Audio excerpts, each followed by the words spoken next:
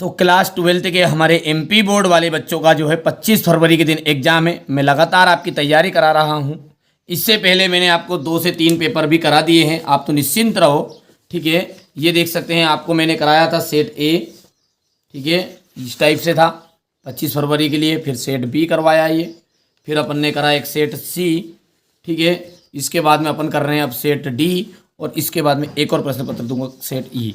ठीक है, इससे आउट आपका पेपर नहीं जाएगा। मैंने रिसर्च के बाद सारी कंटेंट को यहाँ पर आपके लिए डिलीवर कर रहा हूँ।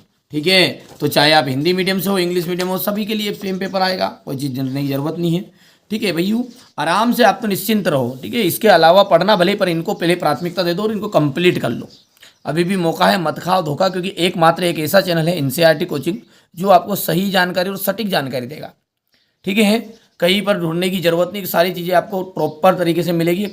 लॉन्ग वीडियो भी बना के दूंगा आपको, उसमें से पूरा आपका बैठ भी जाएगा, है ना। चलिए, किसकी आवाज़ मृत गांव संजीवनी भरती रहती थी? किसकी आवाज़ मृत गांव संजीवनी भरती रहती थी? तो रमजान के नागड़ों की आवाज़, की काले बादलों की गड़गड़ाने की आवाज़, कि सियार पेचक व कुत्तों की आवाज़, की पहलवान की ढोलक की आवाज़। जो पहलवान की ढोलक की आवाज़ थी ना, वो सारे गाँव को गजगजाती थी, मृत गांव में संजीवनी भरने का काम करती थी। एक घर की खुदाई में प्राप्त डाडी वाली मूर्ति का नाम रखा गया। एक घर की खुदाई में प्राप्त डाडी वाली मूर्ति का जो नाम है रखा गया है, तो याचक नरेश रखा गया। गाय दूध देता है का शुद्ध वाक्य। गाय दूध देती है, गाय दूध देती है। दुर्मिल सवैया में वर्णों की जो मात्रा है, ये वर्णों की जो संख्या है वो कितनी है? दुर्मिल सवैया में जो वर्णों की संख्या है ना, वो 24 है। हो गया इतनी चीज़। चलिए आगे बढ़ते हैं, और यहाँ पर अपन देखते हैं रीतिकालीन कवि। रीतिकालीन जो है वो कवि ही माने गए हैं। सुमित्रा नंदन पंत, भूषण, दिनकर की, हरि ओस। यहाँ पर 4 ऑप्शन है, आप भी बताने की कोशिश करो। तो यहाँ पर भूषण जी जो है ना, वो रीतिकालीन कवि है। बादल राग कविता में कुल खंड है, 6 खंड है। ठीक है भैया, आप तो यहाँ पर थोड़ा सा इसे मोड़ लेते हैं। हो गया।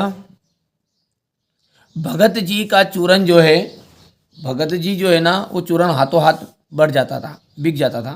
ठीक है, लेकिन यहाँ पर प्रश्न है आपका कि भगत जी का जो चूरन है, बाकी जो चूरन है, बाकी जो चूरन थे वो किन को बांट देते थे? तो बालकों को वो मुफ्त में बांट देते थे। किन को बांटते थे? बाल को मुफ्त में बांट देते थे। निर्गुण काव्यधारा के मत के अनुसार ईश्वर, निर्गुण काव्यधारा है, उसके मत के अनुसार ईश्वर जो है निराकार है। कैसा है? निराकार।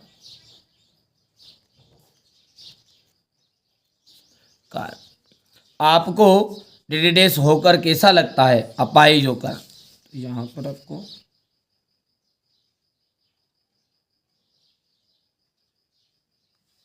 होकर कैसा लगता है? मोहनजोदड़ो की लंबी सड़क अब 1.5 किलोमीटर की बची है। तो भाई साहब 700 किलोमीटर की।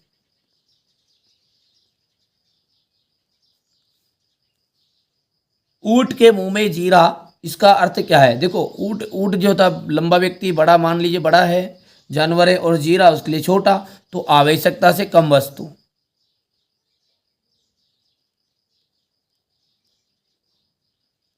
आवश्यकता से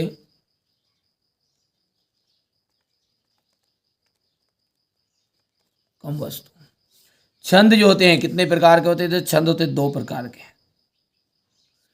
ठीक है, चलिए। ऋषि मुनियों ने दान को सबसे ऊंचा स्थान दिया। ऋषि मुनियों ने दान को क्या करा? सबसे ऊंचा स्थान दिया गया। तो बिल्कुल सत्य बात है ये।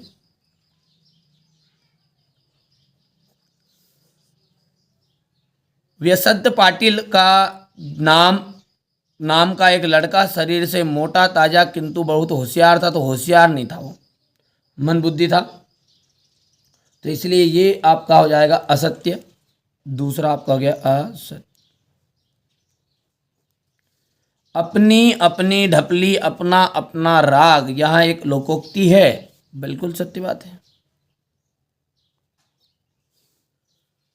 वर्ण, मात्रा, यति, चरण, तुक एवं गण छंद के अंग होते हैं।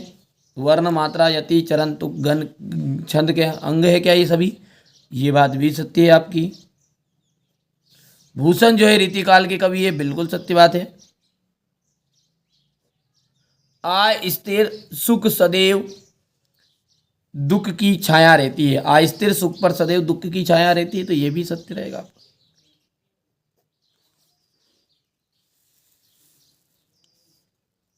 अब है जोड़ी भगतीन का जन्म।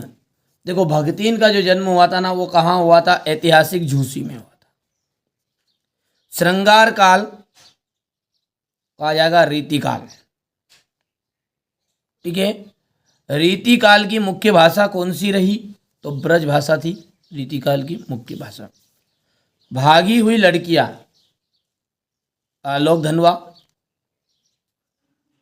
कविता का पहला उपकरण, कविता का पहला उपकरण आ जाएगा शब्द, शब्द युग्म, शब्द युग्म आ जाएगा 6 प्रकार के।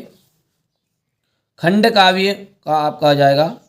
ठीक है, यहाँ पर आप देख सकते हैं कामयानी जो है बेटा एक खंड काव्य नहीं है, या तो फिर यहाँ पर ये ऑप्शन बदलो या फिर ये बदलो, तो ये आपका एक महाकाव्य है और खंड काव्य की जगह पर अपने को लिख देना है ये महाकाव्य है। इसका आंसर ये हो गया। और खंड काव्य में आप लिख सकते हैं पंचवटी। समझ गया बात आप? चलिए हो गया।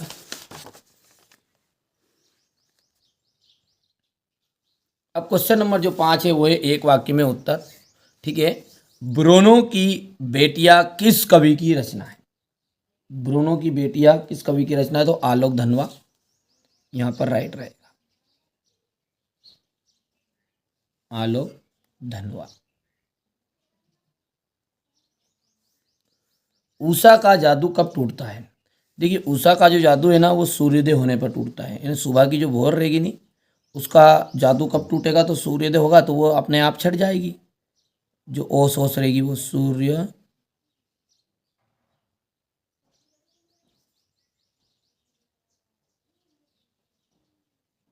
होने। शब्द गुण कितने प्रकार का होता है? शब्द गुण होता है 3 प्रकार का। शब्द गुण हो जाएगा 3 प्रकार का। अपनी करनी पार उतरनी लोकोक्ति का क्या अर्थ है? ठीक है, अपनी करनी पार उतरनी का मतलब होता है स्वयं के परिश्रम से ही सफलता मिलती है। ध्यान रखना आपको है ना, और आपको भी मेहनत करनी है। देखिए मैं यहाँ पर आपको अच्छी चीज़ें बता रहा हूँ जो प्रश्न पत्र में आने वाली है। ठीक है, बाकी आप आपकी मर्जी, परिश्रम करोगे तो ही सफलता मिलेगी, स्वयं के परिश्रम से ही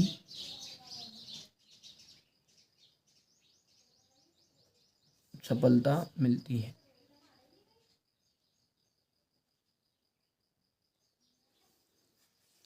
हो गया। समाचार के अंतर्गत किसी घटना का नवीनतम और महत्वपूर्ण पहलू क्या है? क्लाइमैक्स।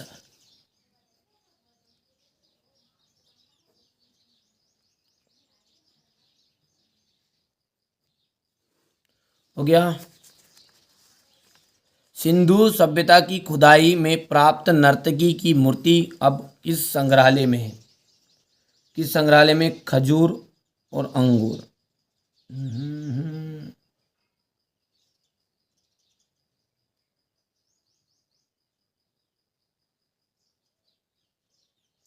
चलिए, श्रम विभाजन किस समाज की आवश्यकता है? आधुनिक सभ्यता।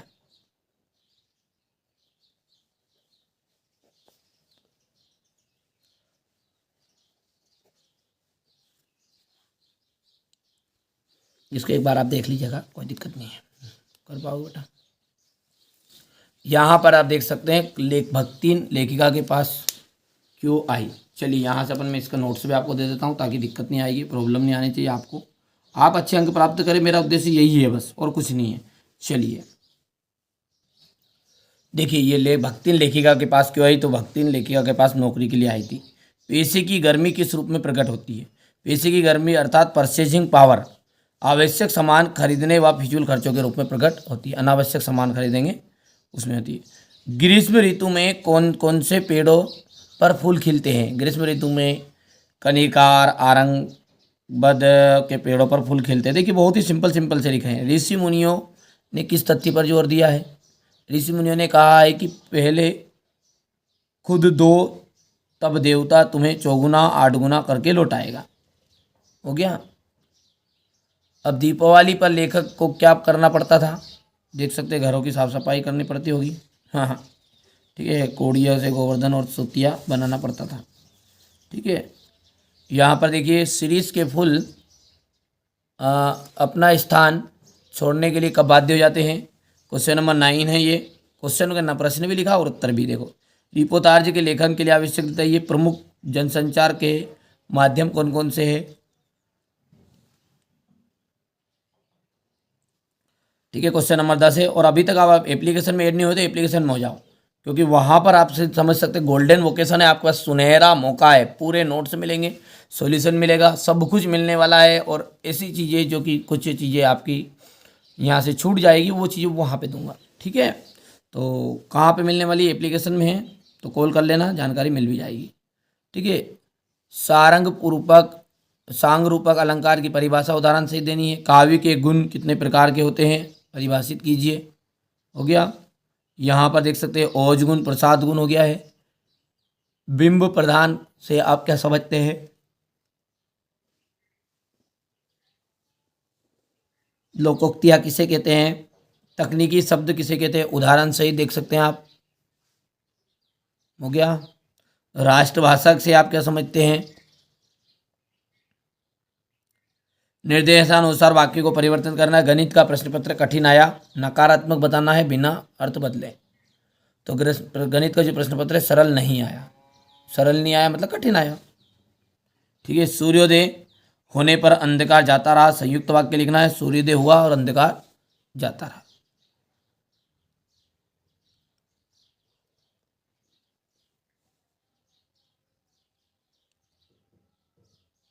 अब शीतलवाणी में आग होने से कवि का क्या अभिप्राय है, आज से है, यहां से अथवा हो जाएगा ये अपना।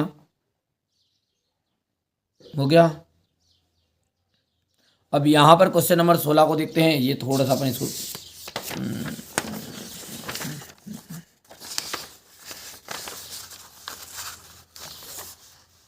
ये आपका क्वेश्चन नंबर 16, ये देख सकते हैं, इतना कर लेना आपका ना। हो गया, तो थोड़ा सा अपन इसको क्वेश्चन आंसर आ जाए, छोटा कर दूं क्या, छोटा कर दो, ये हो गया।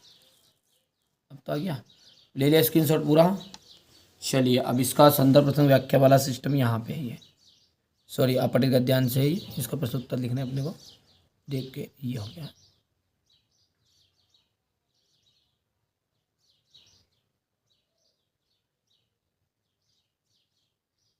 हो गया भैया। चलिए, इसके अथवा वाला क्वेश्चन देखते हैं। तो उसके अथवा वाला है आपका काव्यांश से पढ़ना है, ये भी आपको, और उसका गद्यांश का शीर्षक लिखना है। अभेरो वन राम ही राम रटे, राम ही राम। हो गया इतना भैया। चलिए, मनुष्य सामाजिक प्राणी है, तो मनुष्य सामाजिक प्राणी, ये हो गया अपना क्वेश्चन था।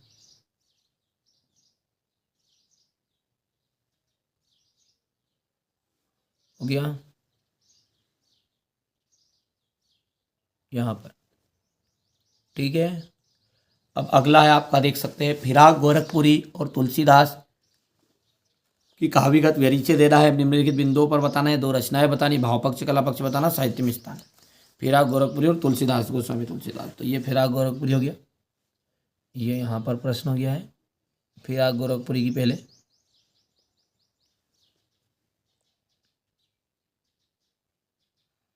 यहाँ पर रचना है, भाव पक्ष, कला पक्ष, और ये साहित्य में स्थान। हो गया। अब इसी के नीचे वाला है तुलसीदास का, तो ये तुलसीदास का देख लो आप, ये क्या, तुलसीदास रचनाएं, भाव पक्ष, कला पक्ष, ये भाव पक्ष, कला पक्ष, साहित्य में स्थान। अगला है महादेवी वर्मा। महादेवी वर्मा का लेखक परिचय है यहाँ पर।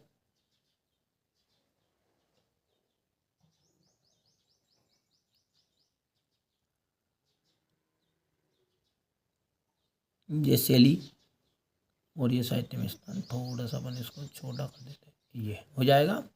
बाकी आप जब ये जो बच्चे एप्लीकेशन में ऐड हो रहे हैं ना, उनको प्रॉपर पूरे नोट्स मिल रहे हैं, कोई इशू नहीं उसमें। ठीक है, यहाँ पर हो जाएगा ये रचनाएं, ये भाषा, शैली, साहित्य में स्थान, हो गया। कविता कोमल हृदय की चीज है। संक्षेपण की विशेषता बताइए। यहाँ पर अपन हो गया। इसके बाद में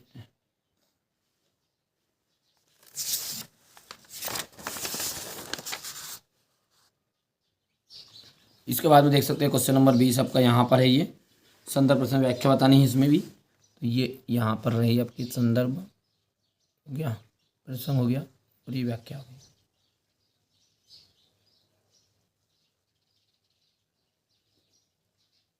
हो गया। अब बड़ा करके बताऊंगा तो थोड़ा सा 2 हिस्से में आएगा ये। फिर ये हो गया, इतना कर लो भली। और ये यहाँ से आपको ये तो छोटे करना पड़ेगा थोड़ा सा जब भी, चलो प्रॉपर जब भी आ सकता है मामला। ले लो स्क्रीनशॉट। इसके अथवा वाला देखो ध्यान से, आंगन में चांद के टुकड़ों को खड़ी, ये हो गया इसका संदर्भ, प्रसंग हो गया। व्याख्या देखते हैं, ये इतना हिस्सा व्याख्या का हो गया। ये इतना हिस्सा के पूरा लेना चाहिए एक साथ, तो ये आपको पूरा भी दे देता हूँ मैं, कोई दिक्कत नहीं है। नीचे वाला देखिए, बाजार एक जादू है, इसमें संदर्भ प्रसंग व्याख्या बतानी है, गद्यांश का रहेगा ये। तो ये यहाँ पर हो गया है संदर्भ प्रसंग, और ये हो गई इसकी व्याख्या। बाकी अपने साल भर तैयारी भी की है बट ऐसा नहीं है, खाली क्वेश्चन देखना है और आंसर कहीं से भी याद कर लो, कोई इशू नहीं है। हो गया। कालिदास वाला देखो, ये नीचे वाला है। चलिए, तो ये हो गया अपना। यहाँ पर देखो, ये ऊपर का था ना, थोड़ा सा 2 हिस्सों में, एक तो ये हो गया, ये एक यहाँ पर हो गया, कोई दिक्कत नहीं। अब कालिदास वाला देखो, ये संदर्भ और ये प्रसंग, दोनों तो हो गए। अब व्याख्या देखो, व्याख्या हो गई, और ये इसका टुकड़ा हो गया। अब ये क्वेश्चन नंबर 21 था। अब 22 में जो है वो है आपका जबलपुर नगर निगम को आपको क्या करना है, जल की आपूर्ति करने के लिए आवेदन पत्र लिखना है। ठीक है, तो यहाँ पर अपन इसकी बात करें तो